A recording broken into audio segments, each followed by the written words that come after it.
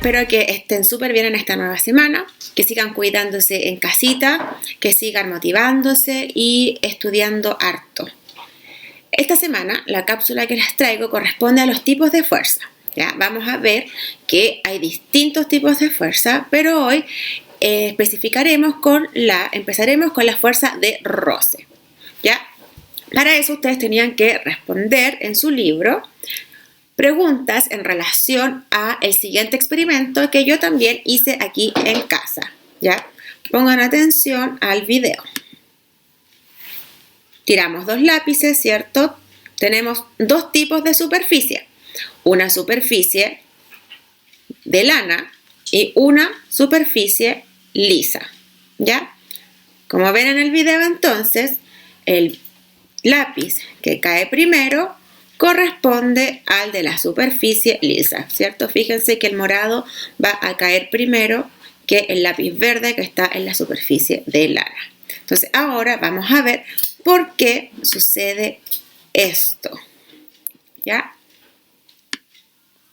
Vamos a ir explicando entonces. El objetivo, por lo tanto, es comprender qué es la fuerza de roce.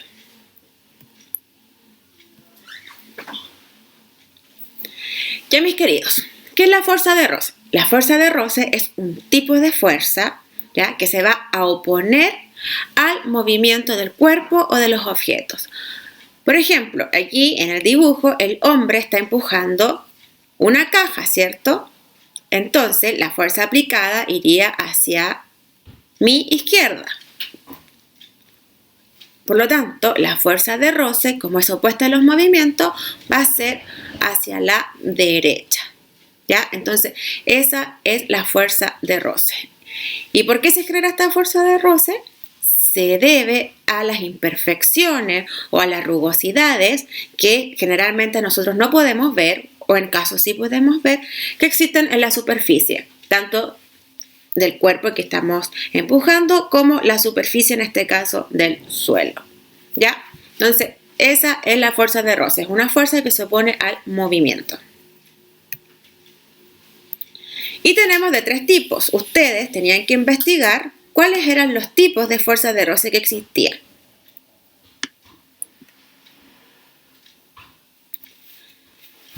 Primero, tenemos una fuerza de roce que es por deslizamiento. ¿Cuál es esta fuerza de roce? Es la que se da en superficies sólidas. Ya, por ejemplo, aquí el monito, ¿cierto?, que está esquiando, ¿cierto? Si se tira el monito por una ladera de cerro, la fuerza de roce va a ir hacia arriba, mientras que el movimiento va hacia abajo. Por lo tanto, va a depender de la superficie.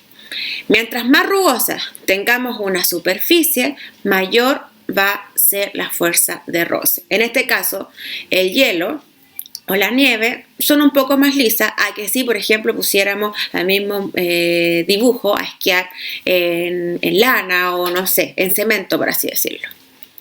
Después tenemos otra fuerza de roce que es por rodamiento, y esta se da cuando los cuerpos presentan una rueda en su superficie. Y aquí les puse el ejemplo del carrito del supermercado, ¿cierto? Ahí entonces es por rodamiento. Y finalmente tenemos la que es por fluidos. Por fluido tenemos dos tipos, ¿ya? La que se presenta en el aire o la que se presenta en el agua. Entonces aquí, si el paracaídas, ¿cierto?, va cayendo hacia abajo, la fuerza de roce va hacia arriba. Y acá lo mismo. Acá tenemos uno de estos que se tiran clavados. El clavado, ¿cierto?, que va hacia abajo, la fuerza, que después vamos a ver cómo se llama esa fuerza. Por lo tanto, la fuerza de roce va hacia arriba. ¿Ya? Entonces, esos son los tres tipos de fuerza que ustedes tenían que investigar.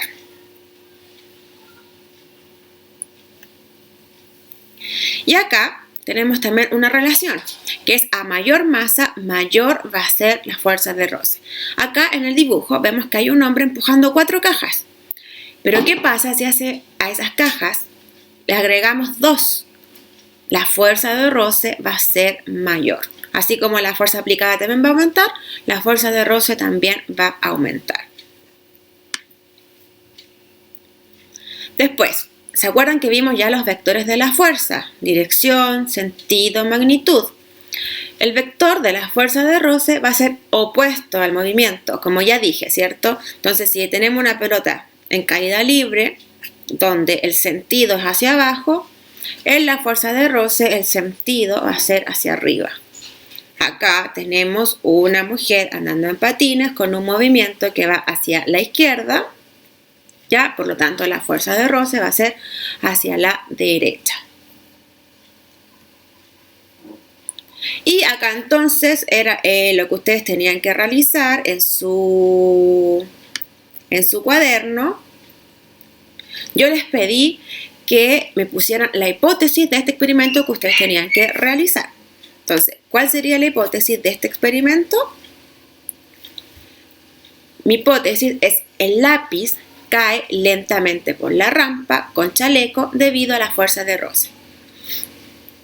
Recuerden que una hipótesis nos sirve para poder nosotros formular una idea para comprobar lo que queremos experimentar, ¿ya? A ver si nosotros pensamos que es lo correcto.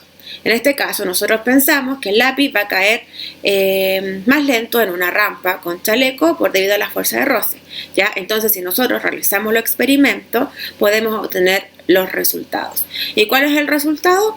Que el lápiz caerá lentamente por la rampa con chaleco debido a la fuerza de roce generada por la rugosidad de la superficie. Entonces, aquí tenemos nuestro resultado y también una conclusión. Bueno, queridos, eso era lo que ustedes tenían que realizar esta semana. Ya los quiero dejar con esta frase que aquí se las puse, ¿ya? Lo único imposible es aquello que no intentas. Tú puedes, querido, ustedes pueden, siempre pueden. No hay que decir nunca que uno no puede, ya, porque todo es posible. Todo lo que nos proponemos lo podemos lograr. Y yo sé que ustedes tienen muchas capacidades. Así que eso, querido, nos vemos la próxima semana con una nueva cápsula. Que estén bien y cuídense mucho. Que estén bien.